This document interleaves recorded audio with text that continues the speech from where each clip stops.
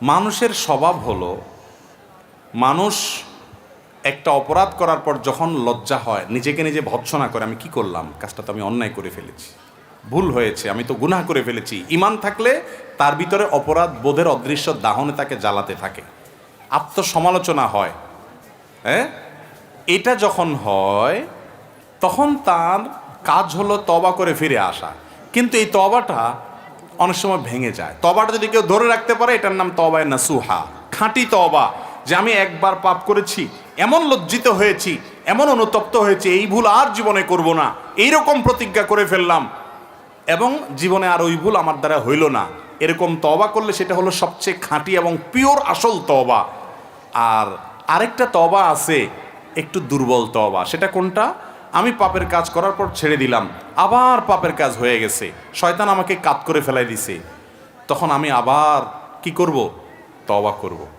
আমাদের অনেক ভাইরা আছেন, দ্বিতীয়বার তওবা করার সময় শয়তান এসে তাকে কানে কানে বলে যে তুই পাগল হইছস, একই অপরাধ, একই পাপ, একই গুনাহ কয়বার করে আল্লাহর কাছে মাপ চাবি, শরম হয় না তোর?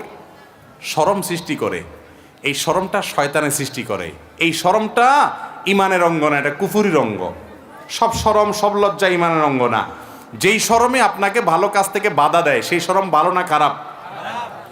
আপনার গোসল ফরজ হয়েছে, স্বপ্নদোষ হয়েছে, যুবক মানুষ গেছেন আত্মীয় স্বজনের বাড়িতে বেড়াইতে, এখন যদি তাদের কাছ থেকে লুঙ্গি চান, লুঙ্গি নিয়ে যান নাই, লুঙ্গি চান এবং যায় সবাই সামনে পুকুরে জুবজুবায়া গোসল করেন, বাথরুমে ঢুকে গোসল করেন, তাহলে শরমের কথা কি বলবে সবাই? হ্যাঁ, যে তার গোসল ফরজ হলো কেন, সবাই কি বলবে না বলবে, এই লজ্জার চোটে আপনি আর কিছু বললেন না, হেমনে ফজর পড়ে ফেলাই দিলেন, বা নামাজ পড়লেনই না, বাড়িতে আসি পরে পড়লেন। এই লজ্জাটা কি ইমানের অঙ্গ না কুফুরির অঙ্গ? যেই লজ্জা আপনাকে আল্লাহর নির্দেশ পালন করা থেকে দূরে রাখে, এই লজ্জাটা ইবলিসে সৃষ্টি করে। এই লজ্জা বর্জন করতে হবে। এখানে কিসের লজ্জা? আমি আল্লাহর ফরজ বিধান পালন করতে যাব, এখানে যদি লজ্জা শয়তান সৃষ্টি করে, সে লজ্জার মাথা ভেঙে দিয়ে করে ফেলতে হবে হিম্মত করে। এটা বলে সৎসাহস।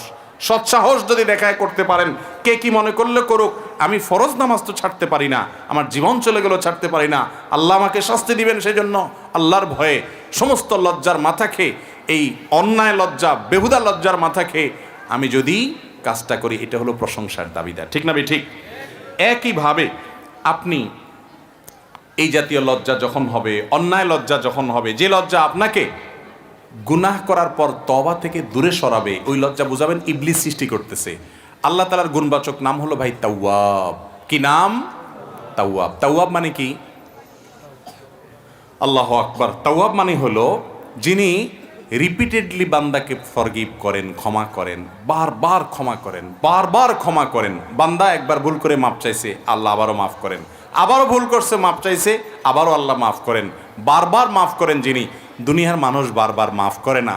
আল্লাহ তাআলা আরহামুর রাহিমিন, আল্লাহ তাআলা গফুর, আল্লাহ তাআলা সত্তার, আল্লাহ তাআলা গফফার, মহা ক্ষমাশীল, বারবার তওবা কবুল করেন।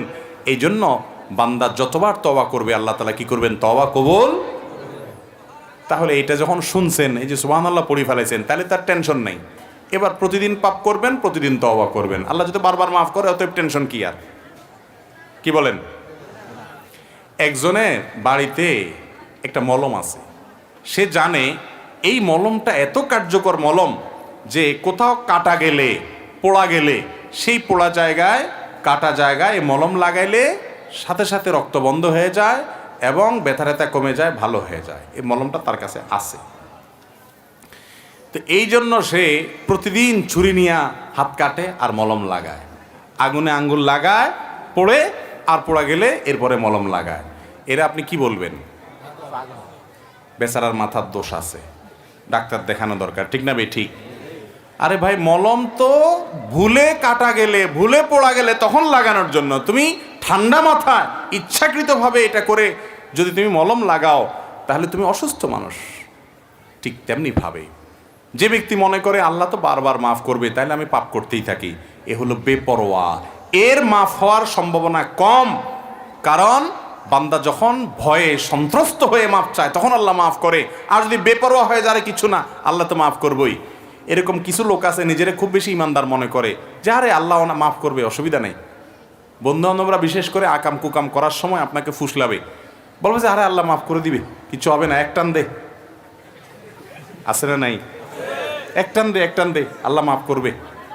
হুজুর ওয়াজ করছে শুনোস নাই, আল্লাহ বারবার ক্ষমা করে, বারবার ক্ষমা করে, বেটা প্রতি টানে মাফ চাবি। এরকম বন্ধু যদি থাকে তাহলে বুঝবেন এই বন্ধু ইবলিসের দোসর। এই বন্ধু আপনাকে জাহান্নামে নেবে, এই বন্ধু আপনাকে নষ্ট করবে, এই বন্ধুর সঙ্গ আপনি ত্যাগ করবেন। ভাইরা আমার, আল্লাহ বারবার মাফ করবেন, তখন আপনি চেষ্টা করছেন বাঁচার জন্য, পারেন না, নিজেকে নিয়ন্ত্রণ করতে, হয়ে গেছে, লজ্জায় মাথা হেট হয়ে আল্লাহর সামনে মাথা নত করে একাকী আল্লাহর সাথে কথা বলবেন, আল্লাহ আমি তওবা করছিলাম, আবার ভঙ্গ হয়ে গেছে, আল্লাহ আমার দ্বারা হয়ে গেছে পাপটা, আল্লাহ আপনি আমাকে মাফ করে দেন, আমি খুবই লজ্জিত, আর কখনো করব না। নিজেকে আগের বারের যে তওবা হয়েছে তার চাইতে এবার স্ট্রং তওবা করার জন্য বেশি করে শাসন করবেন, নিজের উপরে শাস্তি আরোপ করবেন, নিজেকে বলবেন ঠিক আছে আর এদিকে রাস্তায় যাব না আমি, যাতে তওবাটা আরেকটু যেন লাস্টিং করে। আবারও যদি তওবা ভেঙে যায়, এরপরে তওবাটা আরও শক্তিশালী করবেন। এভাবে আস্তে আস্তে আপনার তওবাটা যেন বেশি লাস্টিং করে এই চেষ্টা করবেন। আপনি 2 দিন পর পর তওবা করবেন, প্রতি মিনিটে মিনিটে তওবা করবেন, ঠান্ডা মাথায় পাপ করে তওবা করবেন। এটা বেপরোয়া ভাব। বেপরোয়া হলে মনে রাখবেন আল্লাহর যেরকম গুণবাচক নাম আছে গফফার, আল্লাহর যেরকম গুণবাচক নাম আছে তাওয়াব, আল্লাহর সেরকম আরেকটা গুণবাচক নাম আছে, সেটা কি? কাহার, মহা পাকড়াওকারী, মহা পাকড়াওকারী। আল্লাহর পাকড়াওর মতো কারোর পাকড়াও হয় না। আল্লাহ তাআলা বলেছেন ওয়া উমলি লাহুম ইন্না কাইদি মাতিন।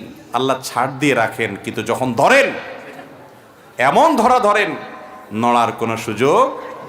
আল্লাহ ছাড় দেন কিন্তু ছেড়ে দেন না, ছাড় দেন কিন্তু ওই বড়শিতে মাছ ধরার মতো। মাছ যখন বড়শি গিলে ফেলে, মাছ ধরেন না, টান দেয়, বড়শির মুখে যখন, মাছের মুখে যখন বড়শি লেগে যায় তখন কি করে? প্রথমে ছেড়ে দেয়, রশি ছাড়ে না, যে তার শক্তি যা আছে এতে লাফালাফি করি যেন সব শেষ হয়ে যায়। যখন শেষ হয় এরপরে কি করে? আস্তে করে কন্ডা শুরু করে, ঠিক না বে ঠিক? তো মাছ আলা যেরকম ছাড় দেয় কিন্তু একসাথে ছেড়ে দেয় না, আমার মালিকও ছাড় দেন কিন্তু ছেড়ে দেন না। ও অপরাধকারী ভাই আমার, আল্লাহ তাআলা ক্ষমাশীল, এই কথা শুনে বেপরোয়া হয়ে যায়েন না। আল্লাহ যে কঠিন পাকড়াওকারী সেটাও মাথা রেখেন। আল্লাহ তাআলা আমাদেরকে সেভাবে তওবা করার তৌফিক দান করুন। তাহলে তওবা করে, তওবা যদি ভেঙে যায়, মন খারাপ করা যাবে না।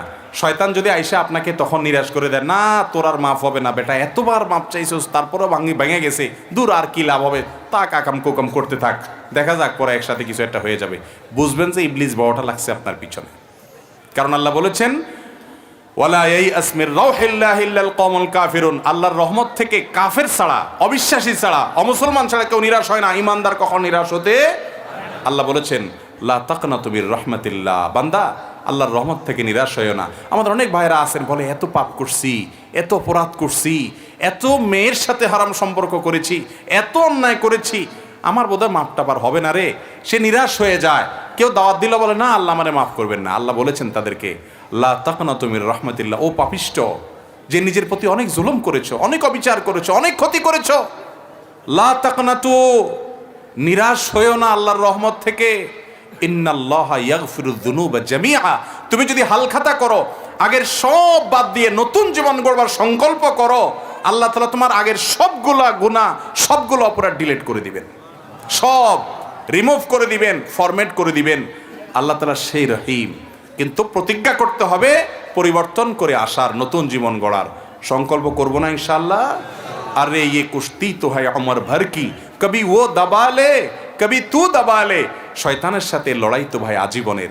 কখনো শয়তান আপনাকে হারায় ফেলবে, আপনি উঠে আবার তওবা করে শয়তানকে হারায়া তওবাটাকে একটু লাস্টিং বেশি যেন হয়, বেশি দিন যেন তওবাটা টিকে থাকে, সহজে না ভাঙে, এই চেষ্টা করবেন। আল্লাহ তাআলা আমাদের সবাই